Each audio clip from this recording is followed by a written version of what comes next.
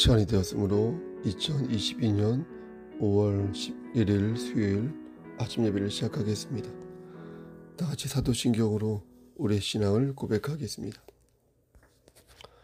전능하사 천지를 만드신 하나님 아버지를 내가 믿사오며 그 외아들 우리 주 예수 그리스도를 믿사오니 이는 성령으로 잉태하사 동정녀 마리아에게 나시고 본디오 빌라도에게 고난을 받으사 십자가에 못 박혀 죽으시고 장사한 지 사흘 만에 죽은 자 가운데에서 다시 살아나시며 하늘에 오르사 전능하신 하나님 우편에 앉아 계시다가 저리로서 산 자와 죽은 자를 심판하러 오시니이다. 성령을 믿사오며 거룩한 공회와 성도가 서로 교통하는 것과 죄를 사해 주신 것과 몸이 다시 사는 것과 영원히 사는 것을 믿사옵나이다. 아멘. 사랑과 은혜가 풍성하신 하나님 아버지, 하나님의 크신 사랑을 진심으로 감사드립니다. 오늘도 우리에게 새로운 하루를 허락하셔서 예배로 하루를 열 수 있도록 도와주신 은혜 감사합니다. 하나님, 오늘도 우리가 성령 하나님과 동행하는 귀한 삶 살기를 소원합니다. 우리가 서 있는 그 자리에서 예수 그리스도의 향기를 바라고 아름다운 지를 획득하고 머리가 되기를 소원합니다. 그리스도의 평강이 우리의 삶을 지배하고 우리의 몸과 마음의 주인이신 하나님께서 우리를 강권적으로 역사하여 주시기를 소원합니다. 그렇게 될 수 있도록 하나님께서 우리의 삶을 이끌어 주시옵소서. 심신이 연약한 자들에게 용기를 주시사 저들이 치료받는 과정에서 낭망하지 아니하도록 하시고 그 어떤 장애물을 만날 때에도 하나님께로 돌아갈 수 있는 길을 찾을 수 있도록 붙잡아 주시옵소서. 항암 치료받는 우리 서옥산 사모님과 오은순 집사님, 그리고 장기간 병원에 입원 중인 우리 전순주 집사님, 그리고 내일 수술을 앞둔 우리 고재욱 권사님, 그리고 심신이 연약한 우리 권사님들과 몇몇 지체들, 하나님께서 함께 하셔서 눈동자처럼 지켜주시고 의사의 손을 빌어서 치료될 수 있도록, 완치될 수 있도록, 완화될 수 있도록 은총 내려 주시옵소서. 우리의 자녀와 부모, 어린 심령과 청장년들이 모두 주 안에서 아름답게 성장하고 성화되며 행복한 삶을 살 수 있도록 하시고 우리의 성석교회 지체들이 모두 본인이 서 있는 그 자리에서 하나님의 깃발을 꽂을 수 있도록 주여 은총 나려 주시옵소서. 하나님께서 함께하지 아니한다면 우리 넘어지고 쓰러질 수밖에 없사오니 주여 우리와 함께하여 주시기를 소원합니다. 하나님, 군 복무 중인 우리 양한영 형제와 정현창 형제에게 함께하시고 늘 눈동자처럼 지켜주시옵소서. 수험생 우리 예원이와 휘석이에게도 함께하시사 솔로몬의 지혜를 허락하여 주시옵소서. 하나님, 우리 청년들에게 함께 하시사 젊은 날에 열정을 가지고 하나님의 일을 수행할 수 있도록 도와주시고 저들이 계획하고 마음으로 경영하는 모든 것들이 주 안에서 열매 맺을 수 있도록 하시며 말의 응답, 혀의 응답으로 하나님께서 빚어주시옵소서. 저에게도 함께하여 주시옵소서. 모든 말씀 예수 그리스도인 받들어 감사하며 기도드렸사옵나이다. 아멘. 하나님 말씀 시편 18편 1절 말씀입니다. 시편 18편 1절 말씀입니다. 구약성경 제성경으로 813쪽입니다. 1절. 나의 힘이신 여호와여, 내가 주를 사랑하나이다. 아멘. 하나님, 이 말씀을 들어 사용하여 주시옵소서. 예수님의 이름으로 기도합니다. 아멘. 예수님의 12제자들을 보면 혈연 관계가 제법 됐습니다. 수제자 베드로를 보면 그의 형제 안드레가 있습니다. 베드로에 비해 안드레에 대한 정보는 그리 많지 않습니다.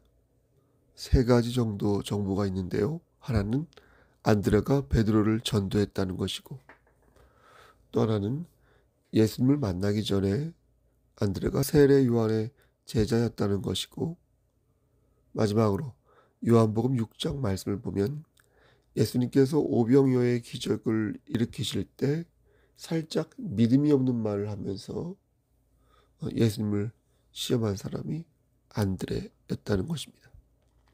이것 외에는 안드레에 대한 정보가 딱히 없습니다. 그럼 베드로와 안드레 중에 누가 형일까요? 누가복음 6장 14절 말씀을 보면 시몬과 그의 동생 안드레라고 이렇게 기술되어 있으므로 이것을 보면 안드레가 동생 같습니다. 참고로 개역개정이나 표준 세번역 또는 공동번역 모두 안드레가 베드로의 동생이다 라고 기록되어 있습니다. 하지만 형제라는 단어, 이 아델포스는 사실 명확히 그것을 구분하지 않습니다. 영어 성경을 봐도 그냥 brother라고 기록되어 있어서 잘 구분이 되지 않습니다. 다만 안드레가 세례 요한을 따라다녔다는 것으로 보아 결혼을 안 했을 확률이 높고, 또 이름을 불릴 때 베드로 먼저 불린 것으로 보아 안드레가 동생이 아니었을까 추측해 보는 것입니다. 이들 말고 형제인 제자들이 또 있습니다. 바로 야고보와 요한입니다. 이들도 형제였습니다. 누가 형이고 동생인지는 성경에 명확하게 나와 있지 않습니다. 다만 항상 야고보가 먼저 언급된 것으로 보아 야고보가 형이고 요한이 동생이 아니었을까 추측해 봅니다. 그리고 요한은 12제자 중에 가장 어린 사람으로 알려져 있습니다. 주목할 점은 예수님의 수제자 3명을 꼽으라고 하면 베드로, 안드레, 야고보, 이게 아니라 베드로, 안드레, 요한 이렇게 말한다는 것입니다. 형보다는 아우를 예수님께서 좀 더 각별하게 생각하신 것입니다. 그럼 차별하신 걸까요? 예수님께서? 그건 아니고요. 그만큼 그들의 열의가 대단했다는 것입니다. 어느 곳이든 여러분, 자기가 먹을 밥그릇을 확실히 챙기는 사람이 있지 않습니까? 똑같은 일을 해도 깊이가 있고 열정이 있어서 눈에 들어오는 사람이 있지 않습니까? 그걸 뭐라고 말할 수는 없는 것입니다. 그런데 베드로와 안드레와 요한이 그리한 것입니다. 그들은 열정과 헌신으로 남다른 신앙생활을 하였습니다. 그래서 하나님께 더욱 인정을 받았습니다. 그걸 가지고 예수님께서 편애하셨다 이렇게 말하면 그렇게 말하는 자가 그의 마음이 옹졸한 것입니다. 거듭 말씀드리지만 하나님께서는 우리에게 동일한 은혜를 주셨지만 동일한 상급을 주신 것은 아닙니다. 여러분, 하늘의 상급과 의의 열매는 우리의 열정과 헌신에 따라 달라질 수 있는 것이며, 그것은 차별이 아니라 합당한 차등에 해당하는 것입니다. 모든 교인이 다 아침 예배에 참석할까요? 모든 교인이 다 비대면 예배에 참석할까요? 아닌 것을 압니다. 저도.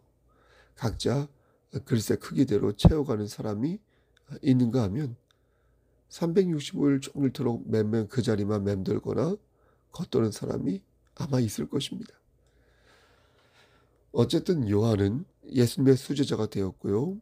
유일하게 십자가 근처에서 예수님을 끝까지 지켜본 제자로 남습니다. 다른 제자들은 다 도망가고 없는데 예수님의 어머니 마리아 곁에서 끝까지 예수님의 죽음을 지켜본 사람이 바로 요한이었던 것입니다. 어떻게 그럴 수 있었을까요? 요한복음 13장 23절 말씀을 보면 저는 그 이유를 조금 알 것 같습니다. 예수의 제자 중 하나 곧 그가 사랑하시는 자가 예수의 품에 의지하여 누웠는지라. 뭐라 말씀합니까? 최후의 만찬 때 제자 요한이 예수님의 품에 안겨서 식사를 하였다는 겁니다. 레오나르도 다빈치가 그린 그 최후의 만찬 아시죠? 그 그림을 이렇게 생각해 보면 이해가 쉽습니다. 물론 꼭 그러라는 법은 없지만 그림을 보면 예수님이 정중앙에 앉아 계시고, 그렇죠? 그 오른편에 사랑받는 요한이 앉아 있는데 그 모양이 손을 가지런히 식탁 위에 놓고 베드로의 이야기를 듣는 모습입니다. 당시 식사 습관이 그 왼팔을 식탁에 의지한 상태에서 비스듬히 누워서 오른팔을 자유자재로 이렇게 움직이면서 식사를 하였다고 합니다. 그런데 오른편에 요한이 앉아 있으면 자연스럽게 예수님의 품에 의지하여 누울 수 있게 됩니다. 그렇죠? 이렇게 요한은 예수님에게 사랑받는 제자 중에 제자였던 것입니다. 근데 저는 최후의 만찬 그림을 볼 때마다 고개가 갸웃해집니다. 예수님의 오른쪽 자리가 요한이라면 그렇다면 왼쪽 자리 누구일까? 당시 풍습에 의하면 주인공 다음으로 그 잔치에서 그 자리에서 최고의 자리는 주인공의 오른편 자리가 아니라 왼편 자리라고 합니다. 왼편 자리였다고 합니다. 그럼 그 왼쪽 자리에 앉아있는 사람은 누구일까? 찾아보니 야고보였습니다. 여러분, 야고보가 누구입니까? 앞에서 말씀드린 요한의 형제 야고보를 말하는 것일까요? 그렇지 않습니다. 요한의 형 야고보는 오른편 끝에서 두 번째 자리에 앉아서 베드로의 어깨에 손을 대고 있습니다. 그럼 가장 영예로운 자리라고 할 수 있는 왼편에 앉은 야고보는 누구일까요? 그는 키가 작다고 하여서 작은 야고보로 불려진 알페오의 아들 야고보였습니다. 전승에 의하면 작은 야고보, 즉 알페오의 아들 야고보는 복음을 전하던 중에 사람들에 의하여 이게 성전 꼭대기에서 떨어져 죽음합니다. 그렇게 순교한 사람이 알페오의 아들 야고보입니다. 그리고 그의 동생이 누구입니까? 다데오입니다. 다데오. 그러니까 알페오의 아들 야고보와 다데오도 형제였던 것입니다. 이렇게 되면 어떻습니까? 12명의 제자 중에 무려 6명이 혈연관계를 각각 맺고 있었던 것입니다. 정리하면 베드로, 안드레 형제고요. 야고보, 요한 형제고요. 작은 야고보, 다데오 형제인 것입니다. 그럼 그들 형제는 모두 복음 앞에서 용감했을까요? 다시 말씀드려서 그들 모두는 예수님께 수제자로서 인정을 받았을까요? 저는 오늘 강서를 준비하면서 두 가지 사안에 주목하였습니다. 하나는 왜 예수님의 제자들은 형제가 많을까 하는 것이고요. 또 하나는 왜 그들은 형제이면서도 동일한 열매를 맺지 못한 것일까 하는 것이었습니다. 먼저 첫 번째 의문에 대한 저의 생각입니다. 왜 예수님의 제자들은 유독 형제가 많은 것일까? 입장을 바꿔 생각해보면 그 이유를 알 수 있을 것 같았습니다. 가장 소중한 것을 얻었을 때 여러분들은 누구를 생각하십니까? 맛있는 음식을 접했을 때 여러분 누구를 떠올리십니까? 자신의 목숨까지도 바칠 수 있는 절대적인 진리를 발견했을 때 복음이죠. 여러분 누구에게 그것을 알리시겠습니까? 제자 중에 유독 형제가 많았던 이유는 복음의 진술을 가장 소중한 사람과 나누고 싶은 소망이 있었기 때문이 아닐까요? 그리고 그 길을 함께 걷는 일이 그 어떤 가치보다 소중하다는 것을 알았기에 형제는 용감했던 것이 아닐까요? 소중한 것을 함께 나누고자 하는 열망은 그러니까 가까운 데에서부터 시작될 수밖에 없는 거예요. 자연스러운 거죠. 나의 가족, 나의 형제, 나의 이웃, 나의 동료. 그 다음 지나가는 사람들. 근데 우리는 여기서 한 가지 의문을 갖습니다. 그럼 우리는 왜 안 되는 것일까? 가족을 전도하는 일이 왜 힘들고 친구를 전도하는 일이 왜 이렇게 더 힘든 것일까? 아마도 여기에도 두 가지 이유가 있을 것입니다. 하나는 우리가 본이 되는 삶을 살지 못했기 때문에 그들이 우리를 보고 주님을 멀리하는 것입니다. 이것은 전적으로 우리의 책임이라 말씀드릴 수 있겠습니다. 그렇죠? 또 하나는 예수님의 경험에서 원인을 찾을 수 있습니다. 마가복음 3장 21절 말씀을 보면 예수님의 친족들이 예수님의 모습을 보고 뭐라고 말합니까? 미쳤다. 미쳤다. 요한복음 7장 5절 말씀을 보면 아예 대놓고 예수님의 형제들까지도 예수님을 믿지 않았다 말씀합니다. 그들은 예수님의 정신 상태를 의심하였고 예수님의 깊은 뜻을 신앙의 관점에서 바라보지 않고 불신앙의 관점에서 바라보았습니다. 이런 모습을 보면 우리는 한편으로 마음의 위로를 받는 것입니다. 내가 부족해서 나의 가족이 주님을 영접하지 않은 면도 있겠지만 그와 달리 저들의 마음이 불신앙의 것들로 채워져 있어서 복음을 삐딱하게 보고 진리를 왜곡한다고도 볼 수 있을 것입니다. 하지만 우리가 받는 진짜 위로는 이게 아니라 예수님의 가족들도 나중에는 주님을 영접하였다는 데 있습니다. 마리아도 그리하였고 예수님의 동생 야고보와 유다도 그리하였습니다. 고린도전서 15장 7절 말씀을 보면 부활하신 예수님께서 직접 자신의 동생 야고보를 만나시는 장면이 나옵니다. 그 뒤에 야고보는 주님의 승천을 목격하고 비로소 신실한 주님의 제자가 됩니다. 그 후에 예루살렘 교회의 중추적인 지도자가 되고요. 제3차 선교 여행을 마치고 그 결과를 보고하기 위해 찾아온 사도 바울의 방문을 받기도 합니다. 사도행전 21장 18절에서 19절 말씀. 학자마다 견해가 다르지만 조금씩 야고보서의 저자였던 야고보는 AD 62년경 복음을 전하다가 순교를 합니다.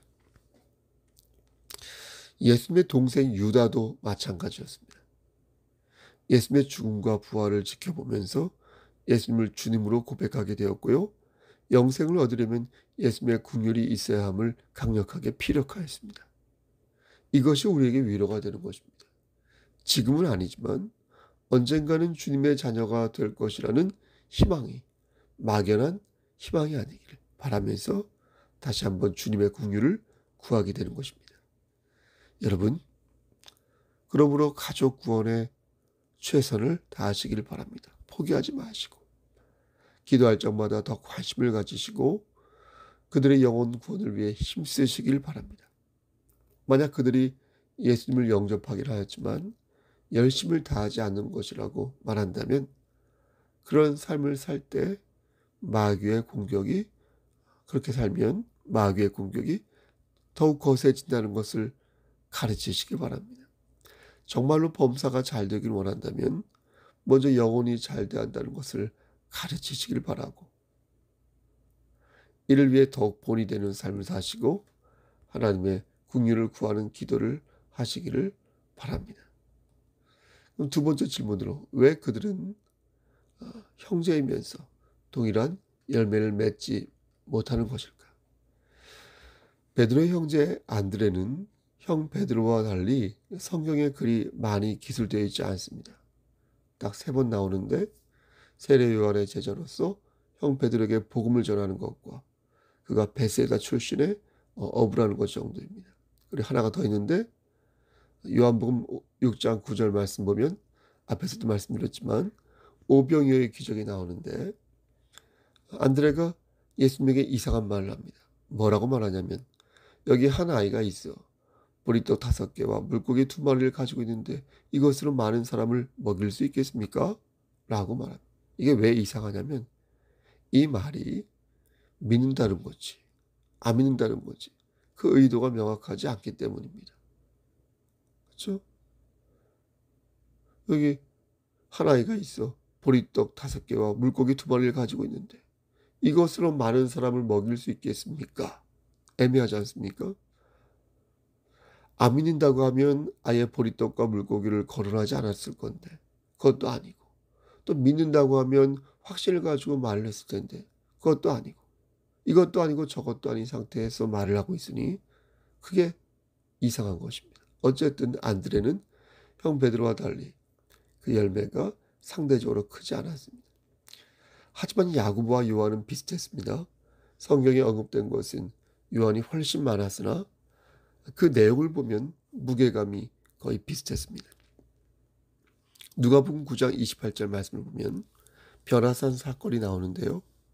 예수님께서 제자들 중에서 3명을 콕 집어 그들하고만 산에 올라간 겁니다. 거기에서 모세와 엘리야를 만나 대화를 나누는데 그 장소에 베드로와 야고보와 요한을 데리고 간 것입니다. 바꿔 말해서 이 세 사람은 상당 부분 예수님에게 신뢰를 받고 있었다. 실제 많은 부분에서 예수님의 각별한 관심이 있었음을 성경 곳곳에서 찾을 수 있습니다. 이런 면에서 볼 때 야고보와 그의 동생 요한은 비슷한 활약과 비슷한 열매를 맺었다고 볼 수 있습니다. 더욱이 야고보는 사도행전 12장 1절과 2절 말씀을 보면 순교를 한 최초의 예수님의 제자로 기록된 것으로 보아 보통의 제자와는 다른 그런 차원의 제자였다라고 말할 수 있는 것입니다. 요한에 대해서는 성경 곳곳에 기술되어 있습니다. 앞에서 말씀드린 최후의 만찬 때 그리스도의 품에 이렇게 기댄 것도 그렇고요. 십자가 곁에서 유일하게 남아있었던 제자인 것도 그렇고요. 베드로와 함께 빈 무덤에 찾아간 것도 그렇고요. 그리스도의 마지막 이적 때 있었던 것도 그렇습니다. 하지만 요한은 제가 볼 때 좀 푼숙기가 있었던 것 같습니다. 마가복음 10장 35절 말씀을 보면 천국에서 영광의 자리를 달라고 부탁하는 것에서도 그렇고요. 좀 푼수 같지 않습니까? 누가복음 9장 49절 말씀을 보면 예수 이름으로 귀신을 내쫓긴 하는데 자신들을 따르지 않아서 귀신 쫓는 것을 금했다라고 말하는 것을 보면 그렇습니다. 이러면서 좀 푼수대기 같은 그런 면도 지울 수 없는 것입니다. 하지만 이번에는 두 사람 모두 비슷한 열매를 맺은 것으로 보입니다. 마지막으로 작은 야고보와 다데오 형제입니다. 이 두 형제는 바로 앞에서 말씀드린 큰 야고보와 요한과는 사뭇 다릅니다. 큰 야고보와 요한이 괄목할 만한 활약과 열매를 맺었다면 작은 야고보와 다데오는 눈을 씻고 성경을 봐도 그다지 그 활약성과 열매가 보이지 않습니다. 물론 성경에 기록되지 않았다고 해서 그들이 아무것도 하지 않았다고는 말할 수 없을 것입니다. 그리고 전승에 의하면 작은 야고보와 다데오도 예수님의 제자로서 순교한 것이 맞습니다. 하지만 상대적으로 다른 형제들과 달리 이들의 활약상이 성경에 기록되어 있지 않은 것으로 볼 때 분명 비교가 되는 것은 사실인 것입니다. 먼저 작은 야고보는 어떠했는가요? 마가복음 15장 40절 말씀을 빼고 작은 야고보에 대한 특별한 말씀은 보이지 않습니다. 예수님께서 돌아가실 때 막달라 마리아와 함께 있었다는 말씀 외에는 다른 말씀이 보이지 않습니다. 다데오도 마찬가지입니다. 마가복음 15장 40절에 그가 작은 야고보의 형제라는 것을 말씀하는 대목과 요한복음 14장 22절에서 예수님에게 던지는 질문 외에는 딱히 특별한 말씀을 찾을 수 없습니다. 그 질문도 조금 쑥스러운 질문인데 그 내용은 주여 어찌하여 당신을 우리에게는 나타내시고 세상에는 나타내지 않는 것입니까? 이런 질문이었습니다.